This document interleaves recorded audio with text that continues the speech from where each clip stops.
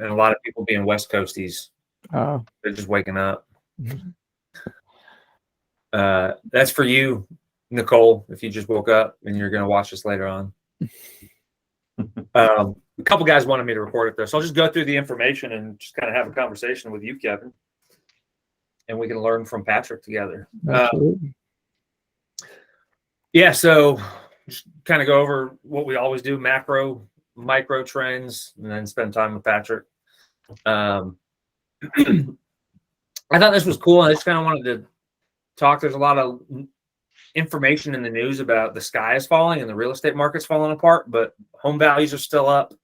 The number of homes sold last year is down, but that's just a volume thing, and prices are still creeping up. The volume has changed because interest rates are going up, and I'm really excited to hear what Patrick has to say about that coming up here in a little bit. But like Robert Kiyosaki always says, you can win in every market, and I think now is becoming more crucial than ever. We have a lot of people. We have a lot of real estate investors right now that think they know what they're doing because they've won the last 5-10 years because the market's kind of creeped up, and that is being taken away. So you're going to have to actually know what you're doing coming up.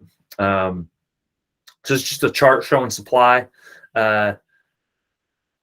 Year over year, there's a 22% decline in supply. Our median days on market is 32, but it's still a seller's market because we got about 2 months of supply that's disappearing. Just being from North Carolina, I always like to highlight anytime I can somebody or a state or a city that's from North Carolina. And the coolest thing about Fayetteville is it's like my favorite market, which is Jacksonville, North Carolina. Demand. So demand's dropped as interest rates have started climbing. You can see right here. But you still have a lot of people, and this is all macro, so this is all United States stuff. You still got a lot of people moving to North Carolina here. And a ton to Florida. So this was cool, and this is actually, there's a lot of correlation to what's happening in the rental market here locally. Hampstead is through the roof. It's tough to buy a rental in Hampstead right now and make any money. Wilmington isn't through the roof, and you can still find deals. Holly Ridge has been my favorite place, but it's looking like if things keep creeping, Holly Ridge is going to be outpriced to be a great rental market. And Jacksonville, like it always has, isn't growing much. But there is a lot of supply in Jacksonville right now. Check that out.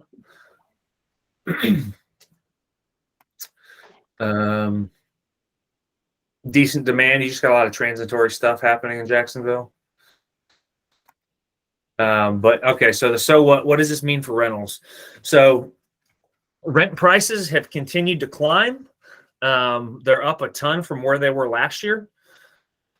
But in September, we saw that increase stop increasing and actually go down, but not down to where rents were last year. So with our portfolio that we manage, I increased rents this summer 90% on a tenant and kept them in place. I went from maybe 90%. I went from $1,100 to $1,850. So what's that math? So $750 increase. 11. 50 divided by 11. Yeah, it's a 68% increase on one of them that I owned, and or that I bought this year. So I couldn't do that this month. I did that in July of this year. So huge ability to increase rents, and now we're just kind of renting stuff at what we know it can rent for. At summer prices, we're just not creeping up anymore. Which this right here, this crash, you're like, oh my gosh, it's a crash. But this is just what this graph is showing. You just have a lower increase, right? This is all just percentage of growth. in rent prices. So we're still up from where we were in 2020 definitely, in 2021. This isn't, rents are higher than they were in 2021. We're just growing at 9%, and then we were growing rents at 9%. Does that make sense? Mm-hmm. Yeah, it looks like seasonality too by that graph. Yep. Depending on what time of the year, because it looks like the winter months at the beginning of the year it's lower, but as soon as you start getting the spring, you're able to demand more for that rental property. Yeah, and we didn't really even here. So this graph is more of a national thing. In the local area in 2020 and in 2021, rents increased still through the off season. So now we are finally going back to normal. Is how I'm reading this, to normal seasonality, like you talked about. So this is actual median rent prices. So they're still climbing. Is this for a 3-2? That's just median for everything. That's not Specific to a type. Okay. Yeah. And then this is what we're seeing right now, and one reason we can't keep raising rents. So wages are the last thing to increase in an inflationary market. And the wages haven't gone up proportional to other cost of living increases, which is preventing people from raising prices. It's from preventing people from wanting to move. And we really are starting to see much fewer qualified applicants for stuff. I had a 2-1 that we just leased up in Wilmington on 8th Street. We had to drop from 1,800 to 1,600. At 1,800, we had 20 applicants, but none of them qualified. So yeah, it's just affordability is happening. So Patrick, what do you got? Oh, well, Skylar, thanks for having me on here. First off, I appreciate it. Appreciate the invite. Interest rates, they've definitely been moving up. I mean, we've gone from 3% in January up to 7% right now. Where I really think that affects most people, of course, is primary residence. The good part, this group here, we're investors. We're buying real estate based off of cash flow. And if it cash flows from day one based off of the interest rate, you're always going to be able to adjust your rents to go up, essentially. So it's all about the hedge. And Patrick, those interest rates, when I look at a 30-year fixed, I should add a percentage point as an investor when I'm doing my analysis. Is that correct? Yeah. I mean, here's what we're seeing right now. So a price went out this morning for somebody. You're going to get the best deal when you put 25% down. Okay. Right now, the interest rates are going to be somewhere from, and I'm just going to go through an example I did this morning. We were looking at basically a 7.375 coupon with him putting 25% down. And it basically was going to cost him about 2 points. Okay. And that's discount points. Okay. To go to no discount points, we were pushing around 8%. Okay. Now, the key of that is doing the math, though. So the difference between paying, let's just take $100,000, it cost me $2,000, but the difference in my payment is $40 a month. Well, my break-even point is going to be 50 months. So the whole gist on that is on a purchase, what we recommend is that, look, go ask for seller concessions, because we know right now it's a little softer market. You can go in and on an investment property purchase, you can get 2% in seller concessions, which can cover cost, essentially. So the strategy right now is the investors are charging discount points up front because they know that you're not going to be in this rate in this mortgage forever, because the expectation is as soon as our dollar quits being so strong around the rest of the world, that rates are going to come back down and you're going to refinance and get paid off. So they're just trying to collect some of their yield on the front side right now because they don't expect you to have it in 5 years. Interesting. Okay? Yep. So it's either, we all like to not have fees, but the way that the fees are calculated for the banks is going to be that they're either going to make their interest off of you because they expect you to hold it for 5 to 7 years, because that's the normal life expectancy of a mortgage, is out every 5 to 7 years, because things change in people's lives. So right now, with them shortening the life expectancy, to say 3 years of when you're going to be able to pay them off, because rates are expected to go back down in less than that time. They are going to collect that yield up front in points. Now they're not going to be able to collect the interest from you for 5 to 7 years. So And that's also driving prices down a little bit, or it could, right? Like if I got to pay more, my get-in cost is a little bit more.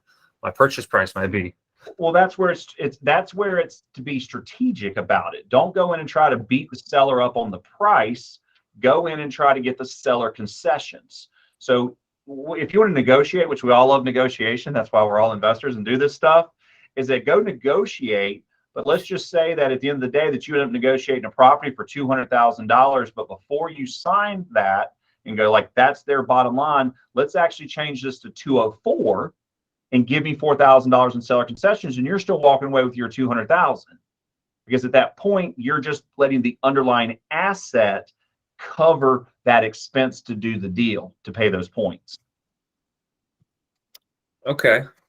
So it's a much better strategy, because I'd rather let the asset that's going to keep appreciating have that liability against it, compared to me paying $4,000 out of today's dollars out of my pocket. Yeah. So I feel dumb. I wish I'd thought about that negotiation. The strategies are always changing. I mean, that's it. The strategies are always changing. But as of this market, because of the discount points that are there, it's better to have the seller just negotiate it into the price. Granted, I mean, you're still paying for it at the end of the day. You're paying more for it. But the underlying asset itself is going to appreciate. It's going to offset that. Because at the end of the day, it's all about the ROI. You know, if I'm putting, and let's just do simple math, that I'm putting 20% down on an investment property and it appreciates 5% next year, what's my ROI? How much did you put down again? So I put down 20% of a.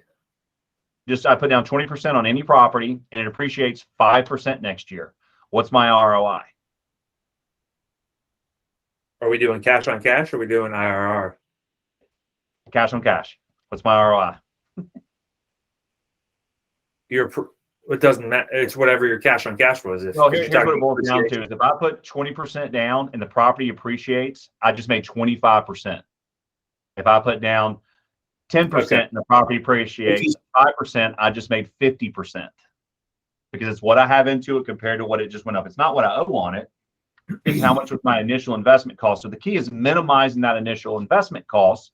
So with you going in as an investment, traditional loan, you can get that 2% in seller concessions. Ask for it always. Always try to get it into the deal. If you didn't ask for it up front, when the appraisal comes in, you can always go back and raise it up to what it did appraise for and get it in there. But you can never go more than 2% on an investment property. Okay. So it's just a different strategy based off of today's interest rates. I mean, and that would work though. Couldn't you do that in any well, you market? can. Well, you can, but it's always like where we just came out of, where prices were appreciating so much, you're not going to get a seller concession. They're not going to take your offer. Gotcha. Okay. Yeah. So, I hear what you're saying. But and it kind of leads into why now is a great time to buy the investment properties. Which kind of go from what interest rates are doing. Interest rates right now are where they are because our dollar's so strong against the rest of the world. They don't want to buy our debt. People are confused that, when they hear that the Fed's raising rates, that is short-term rates in America. It has nothing to do. That's like home equity lines, credit cards, those kind of things. When mortgage-backed securities, that is basically other countries buying our debt because it's secure. It's securitized by our property. We generally always pay. So with our dollar being so strong right now against the rest of the world, because we have the best economy in the world, if they bought it today with us expecting to have stronger dollars and them having weaker economies, they actually lose the value of that. So they're just one of two things are going to happen is we quit making our dollar stronger, essentially, or they're able to catch up with a recovering economy where they're at. As we know, Europe is going through what it's doing because of the conflict, and China and the Asian markets are doing what they're doing because they literally just shut everything down due to COVID. I mean, they're still going through that. So right now we are the most active economy. So it makes our dollar super strong against the rest of the world. So that is why right now, there you go, America strong. That's why right now is the time to buy an investment property. And I'll tell you, I've been doing this for 23 years. I've been through just doing things myself and helping people do this. And I think this opportunity over the next 6 months is going to be a huge opportunity to purchase investment properties, because you're going to be able to get the asset a little bit without it being so crazy as it was, because people that aren't understanding this are scared of the interest rates. But it's the way I try to tell people is, look, you're marrying the house and you're dating the rate. The whole key is to get the asset, because you can always replace the rate later when things settle down. But that asset is going to still be more expensive. So even if it costs you, and let's just take a number, it costs you $2,500 today based off of the rate, if you wait another year, 2 years, when the rates are coming back down, all of a sudden there's more competition. Now that property has appreciated. Now you got to pay something that could equal that same $2,500 of getting it today. And the only difference there is cash flow. But from a net worth standpoint, you want to grab it now while interest rates are high and people are scared, because at the end of the day, it's the asset that's going to grow. You can always refinance the underlying security to have a cheaper payment. And the other side of that coin is rents are going to continue to go up. I mean, do you think they're going to come down at all? No, they're yeah, on an annual standpoint, no, they're not at all. Right. So the best thing is you're going to have this curve to where my rents are going to keep going like this, but my underlying asset cost is actually going to come down if we look 5 years out. Yeah. And it just shows you, I mean, people are coming from the West Coast. They want to be in the Southeast. I talk to people every single day from out West, up North. A lot of people move from up North. They'll go down to Florida and they'll come back. And I like to call them halfbacks because it's too hot. There's no seasons. You get here in North Carolina, in this particular area that we live in, we're in the best place. And I just say that from the basis of we actually have all 4 seasons. We've got technology, we've got healthcare, we can go to the mountains, we can go to the beaches, and people just really want to be here. So from an investment standpoint, no matter where you're at, being in North Carolina, South Carolina, just in this whole area is where people are migrating to. Period. I mean, it's where they want to live. It's where they want to retire to. This is where they want to grow up. If they're younger. I mean, it's just no matter what age demographic that I talk to, it's if you had a choice to live, where do you want to live? North Carolina. Yep. So, but that's why, in my opinion, why right now, this next 6 months is the best time to buy. So do you think rates are coming down in 6 months? Is that why?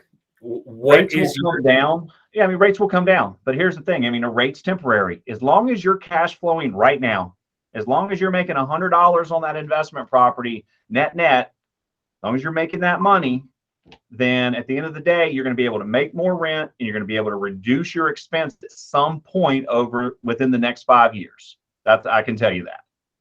Okay. Now, whether it's 6 months, a year, 2 years, can't give you the time frame because I don't control that aspect of it. But at some point, the borrowing cost you'll be able to refinance, restretch out that debt if it's a cash flow property for you, or you'll be able to shorten your amortization and go from a 30-year fix down to a 20-year fix if it's a legacy property for you, and hammer down the principal a lot quicker while still making the same payment that you're cash flowing on. So there's 2 strategies when you come to refinance.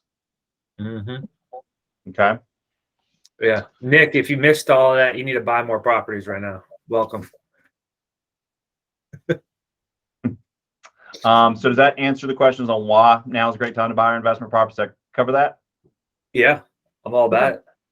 All right. So let's go into financing options. Outside of traditional Fannie Freddie, purchase it, leave it in your personal name, where you can put as little as 15% down to buy. You are going to pay a lot in points though, because 15% down, little skin in the game. Points are probably going to go up to closer to four points to get the deal done, 3 to 4 points. Once you put 20% down, it gets a little bit better, let's say 3 points. And once you put 25% down, it goes anywhere from that 0 to 2. And that is for traditional. We get into your income. We understand that your income is enough to support your debts. The good part about an investment property is we have the appraiser do what's called a comparable rent schedule that says, here's what that property is going to produce in rent. We give it a 25% haircut because you don't have a rental history on it as of yet. and then that is used to offset the payment. And then generally, if you're not making that, 25%, is it even worth doing the deal per se, unless it's just a cash on cash and you're I hate to say speculating on appreciation, but there has to be a reason that you want to do that investment. Do you give that? Do you take that 25% off all the time, no matter what, or if somebody has a large portfolio that they've have many tax returns with rental income on their Schedule K? Does that change that, or do they always? Yeah. So here's the way it works. If it's a purchase, we're going to, if there's a purchase, we're going to use the comparable rent schedule, or if there's a lease already in place, we're going to use the lesser of those two. Mm-hmm. Okay. But here's the good part about when you're purchasing a property, and even if you plan on doing Airbnb or whatever afterwards, if you could go full doc, we're going to go at it from a comparable rent, using the comparable rent schedule standpoint. So if it's a vacant property or somebody that's selling it was their primary residence, we're going to go at it from, can you qualify with your own income to support it? If you do, then we don't need to do a comparable rent schedule. But I always recommend, look, it's worth the extra $150 to the appraiser to get that market knowledge specific to your property, to have them do the comparable rent schedule. So once the comparable rent schedule is done, then it's a matter of knowing what the market rents are. And for that particular property, because it's not on your tax returns, we have to give it a 25% haircut. Okay. Now it's different when, and we help people a lot of times on refinancing current investment properties because they want to pull the cash out to be able to go buy other investment properties because they've appreciated so much, and they want to buy more properties because they continue to expect the appreciation. And we run the cash flow numbers with them to going, all right, how much cash flow, if we were to pull the cash out now, are you going to lose now? But are you going to make it up plus, hopefully double what it is that it's worth the risk to pull the cash out, even though you may be losing a lower interest rate because you refinanced it the last couple of years. That extra $200,000 that you're paying, that you just pulled out, now allows you to go buy an $800,000 piece of property that you're going to have a $600,000 mortgage on. But at the end of the day, the math equation between the cash flow that you may even go negative on this one because you did that could give this one double the amount that you're getting. So every situation's different, but we analyze it based off of, if you're to leverage it from here, what is it going to give you over here? And does that make sense? Because if you're not making at least 50% more cash flow by leveraging that other asset, it's probably not going to make sense. But if you're making more than 50% on what it was, it's probably worth a good investment. Okay. So that's how we'll do those. And if you currently own it, we are going to look at your Schedule E on your tax returns, and that's how we determine your rent roll. So if you've already owned it and it's on your tax returns, okay, so the reason it wouldn't be on your tax returns is because you bought it in 2022. And it's the same scenario there. If you bought it in 2022, we're going to ask you for a copy of the lease for the property, give it a 25% haircut, and use that to offset the debt. But if the properties are on your tax returns, we're going to literally do a rent roll. And this is where you got to be careful that if you're trying to go full doc and you're wanting to get the best rates, that you're not writing off everything under the sun to take away from that cash flow. Because we see it all the time. Like, oh, I wrote off all this and this and that. I'm like, well, that's great. So that leads us into, we can't go full doc, but we're going to be able to do one of these other loans that we'll talk about in a minute, the DSCR, the Airbnb, or the private equity. So it is a good strategy to get with your accountant that if you are planning on making moves and you want the best deal, to make sure that you are still profitable, that at least the property supports the debt to it. And the thing that we add back in on investment properties is depreciation, because that we know that that's a paper loss. So the strategy is just making sure that you're working with your accountant when you're filing these. If you plan on making moves, that you're strategically making the property break even, so you're not paying taxes on the profit if you're not looking to do that, but also not penalizing yourself. Does that answer that question of how we look at it from a tax return compared to not being on tax return status? Yeah. Okay. Thank you. Yep. So outside of the full doc, then we get into what we call DSCR loans, which is debt service coverage ratio is what that stands for. So in these scenarios, if you don't qualify full doc, or let's say that you're going in a partnership with somebody and you just want to have it inside of an LLC. And this is literally closing at the table inside of an LLC, and the loan is to the LLC. So it's essentially a commercial loan. What we do is we have the appraiser do the same thing, comparable rent schedule.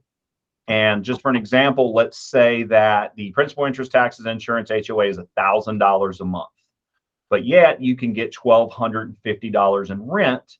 That puts your debt service coverage ratio at what's called a 1.25, because you're making 25 cents for every dollar that you're in debt. That is going to be the best case scenario, where you're going to be able to qualify for the best rates, the highest LTV, those kind of things. Me being an independent mortgage broker, I have a Rolodex of investors that love the perfect ones that go to 1.25, but I also have some of them that go down to a 0.7 DSCR, which means for every $1,000 in debt, that basically you're making $700 and you're actually having to throw $300 at it. Now, the reason people do that is because they know that they're going to Airbnb it instead of actually losing money on a long-term lease, because the way that DSCR is calculated is based off of a monthly rent, okay? Where Airbnb loans are going to be based off of nightly and weekly rent. Basically what we do is we run an AirDNA report. There's a website called AirDNA. We can go in there and you can put any property you want to in it, and it literally will tell you what the expected gross revenue is going to be, with what the nightly rent will be, and what the occupancy, or i.e. how much vacancy you're going to have. And we will use that number to help determine the debt service coverage ratio of the subject property. Okay. Because a lot of times, of course, as we know, the Airbnb income is way greater per se than a DSCR, but there's a lot more management that comes to it. Mm-hmm. Okay. On the DSCR loans, you can put as little as 15% down. But again, they got to be at a 1.25 DSCR, where the Airbnb loans, you're putting 25% down to do those kind of loans. Traditional 30-year fixes, to get the best rates, you're going to generally take a 5-year 5% prepayment penalty. But that 5% is reducing because it's based off of a 20% reduction of the balance every single year. So first year, it's really off of 80% of the balance. Second year, it's off 60% of the balance, and continually declines. So any questions on DSCR and Airbnb? Yeah, for your DSCR option, interest rates and terms, are we sitting like a point, a whole, Yep. Yeah, how does that change? Yep. So right now, what you're looking at on those, and this is where the Fed is kind of controlling this market, because this is the commercial world that we live in, that you're seeing anywhere from 7.5% to say 9% or even greater. It just depends on the scenario, what the DSCR is, those kind of things. Now, the good part about these kind of loans is they are fixed products, which is great. You never have to requalify. You can go to a local bank and then you might get a lower rate right now in the 6s, but it's going to be a 5-year balloon on a 20-year amortization. So you're not going to make as much in cash flow. You're at the mercy of what the rates are going to be in 5 years, and you're going to have to pay closing costs again when it comes to that point. Okay. So these products here are 30-year, and we actually have an investor that will do a 40-year, but they also have the option, which is super, super nice, that you can go interest only for the first 10 years. Literally, you don't have to worry about paying down the principal. It gives you better cash flow. And a lot of times we will switch the principal and interest to an interest only to make sure that our DSCR calculation is getting above 1%, or is at 1.1 or 1.25, that puts us in a better bracket for pricing. Did I hear you correctly? You have the ability to get 40-year fixed debt on single family homes and pay interest only for 10 years. That's correct. Yep. And whatever your principal balance is at the end of the 10 years, that rolls over to either a 30-year amortization or a 20-year amortization, depending on which product we took. And is there any prepayment penalty on that? So they have 5-year 5% prepayment penalties. Now, you can take less of a prepayment penalty, but then you're going to end up trading off rate, or you're going to pay more in points on the front side, because it's all about that guaranteed yield over 5 years that that they're looking at, because at the end of the day, all mortgages last 5 to 7 years. People are always refinancing, selling, doing that kind of thing. We gotta talk. That's like dangerous. That's like, hey Skylar, here's a machine gun. Go have fun. Well, it's not a negative amortization loan. I mean, those are this is not what this product is. And and here's some different things that we do. So like with the Airbnb, we're going to figure out, are you experienced or are you not? And so the definition of an experienced Airbnb is that you have had one Airbnb over the last 12 months within 100 miles of the subject property, or you've been managing 3 nationwide to be experienced. And that's where we use 100% of that projected Airbnb income. If you're not in one of those as a professional short-term investor, we're going to give it a 25% haircut, use that, and figure out whether it qualifies. So at the end of the day, we want to make sure that the numbers work for you. And that's why we go through the calculations of the DSCR. Is this profitable? And if it's not, why are you doing it? So we dig into that. And Skylar, that's what I just did. We did 30-year with interest only for the first 10. Man, I feel like, I got so many wonderful thoughts going through my head. Yeah, I just forgot about that, Kevin. For that property we just closed up in the mountains, your first 10 years, and that was the same thing. We needed it to we needed it to get to a certain calculation, and the interest only makes way more sense. You can actually throw up to 20% principal every year if you wanted to, but why? I mean, we're investors. This isn't our primary residence. Unless it's a legacy property that you plan on, keeping forever and passing down through the generations. The interest only is a great feature because it gives you more cash now to go do more deals with. Yeah. Man. Yeah, thanks for speaking up on that one, Kevin. I forgot about that's what we did, the interest only feature on that one. Yep. And so in his particular situation, it's interest only for the first 10 years, and at the 120 payment, whatever the balance is, it just rolls over the same interest rate, and it just goes to a 20-year amortization. And he's just hammering down principal after that. Now, ideally, while we kind of went through that, will he own? I mean, Kevin, will you own it in 10 years realistically? Probably not. There we go. So it's all about the cash now to leverage into the next investment to continue to scale and scale and scale and scale. Man. So lots of different things, lots of different whys. And then any other questions on that? And I'll switch over to the private equity. No, I mean, no. All the questions, but none of the questions. Yeah, you go. All right. So private equity financing. So basically what we have is we have it to where if you find a project that needs to be stabilized. So give you an example, we helped somebody out a couple of years ago. They had 9 duplexes that they wanted to take down, but wouldn't qualify for traditional financing because of the conditions of the property. So basically what we do is we'll come in and help you stabilize the project. We'll provide the funding for the purchase and the rehab if need be, based off of the ARV. And depending on how you buy it and how you rehab it, at the end of the day, if it qualifies, you could basically get 100% financing if you're buying it right and rehabbing it right. So what we do is we come in, we help stabilize the project anywhere from 6 month, 9 month, 12 month. The longest we usually do is a 24-month balloon on it. Same thing, it's a commercial loan to your LLC. And then what happens is once you get it stabilized, whether you want to fix it and flip it, we're good with that. Or if you want to roll it out, we then roll it over to either a DSCR loan, an Airbnb loan. So that way you've now built your long-term play basically after we've brought the property up to rentable condition essentially by stabilizing the project. Cool, bird up. So basically I'm like, hey, let's talk. At the end of the day, it's like, if you're looking to do something, let's talk about it. So for me being a true independent mortgage broker to having our commercial DSCR Airbnbs and then plus also our private equity side, if the deal makes sense, we can find a way of getting it funded if all the stars align for everybody and it makes sense for everybody. Yeah. So what you're saying is buy for cash flow with conservative comps.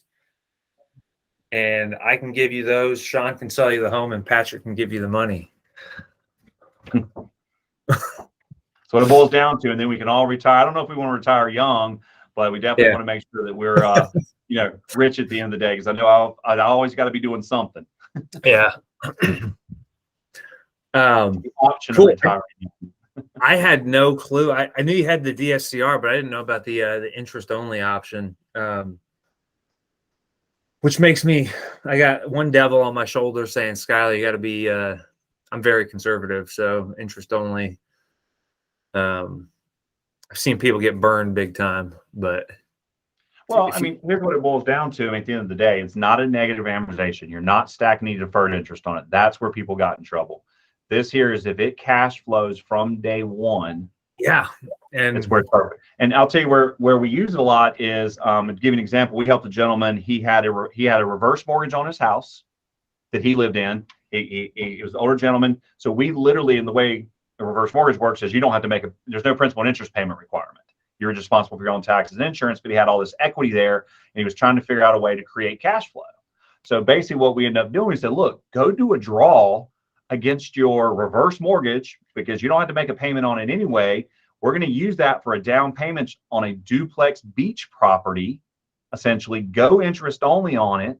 And now he's got an extra $4,000 a month coming in that he literally is not having to pay any payments on it, because he was at the age bracket that he could have a reverse mortgage on his primary residence and use that equity that was sitting there doing nothing for him, that all of a sudden created him $4,000 a month in income, and he has an asset that he wouldn't have had.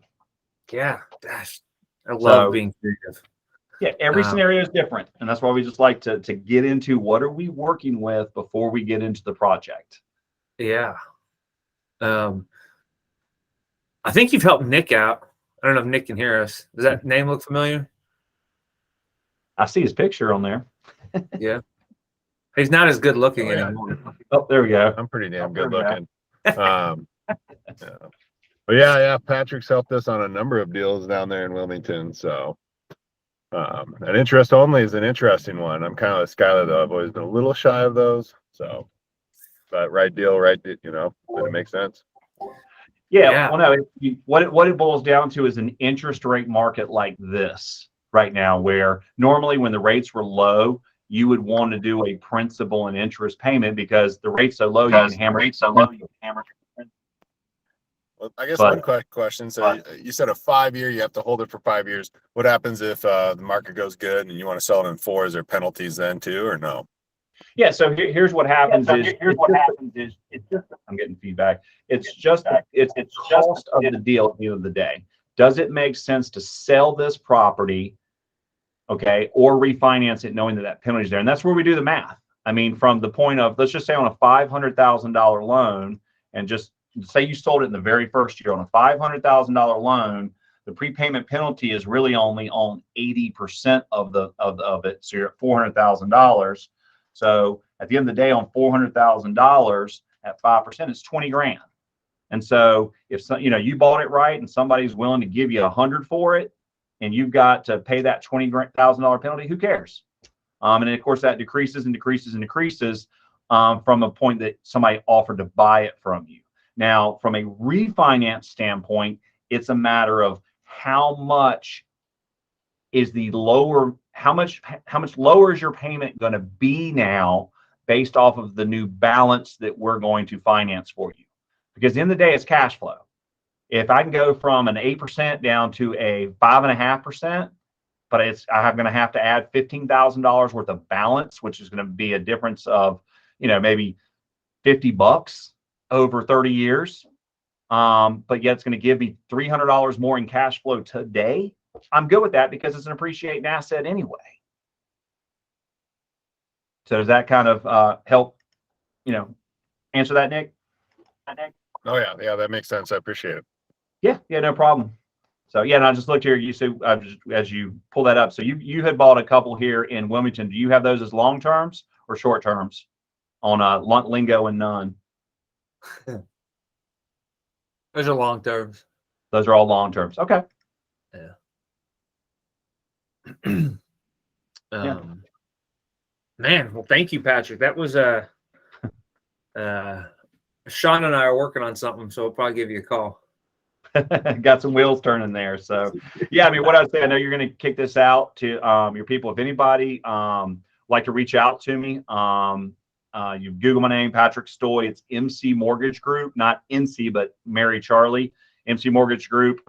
We're in Wilmington, North Carolina, and is where I'm located. We do residential in North Carolina, South Carolina, get ready to go Florida. But for our commercial loans, our LLC loans, we can do in 45 different states.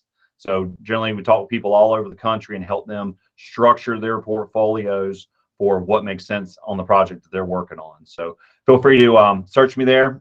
Cell phone number is 910-200-8859, or email me at pstoy@mcmortgagegroup.com, or just get with Skylar and he'll give you my contact information, do an introduction, and love to talk to you. Thanks, Patrick. Yeah, Patrick is the man, willing to give you his shirt off his back to help you out. So definitely look him up. Thanks, Skylar. Patrick. All right, guys. Yeah. Kevin, Nick, you guys got anything while you're here? Nope. I'm good. Sorry I didn't make it on time. I was at a listing appointment. So I had a quick question for you, Skylar. So obviously we're heading into a recession here at some point, and from everything I'm just reading on the news, there's going to be some job cuts and stuff like that. I mean, I know we just talked about rent staying fairly standard. I mean, do you think we're going to have to drop them at some point just to keep our buildings, people qualified and buildings full on the long-term side? On the long-term side, here in Eastern North Carolina, I don't think so. I can speak very confidently for Jacksonville and Sneads Ferry and Holly Ridge. I speak less confidently about the stability of rents forever in Wilmington. But yeah, I mean, like Patrick was talking about, or I was talking about earlier, with the amount of people still coming to North Carolina, I don't see a drop in actual rents. We're just currently experiencing a drop in the ability to raise rents right now.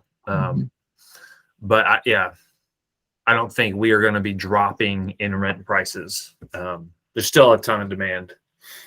Gotcha. But again, what's going to happen next year? Right. Nobody knows. Nobody knows. Why I am needing to check myself right now is because I'm very confident in this market.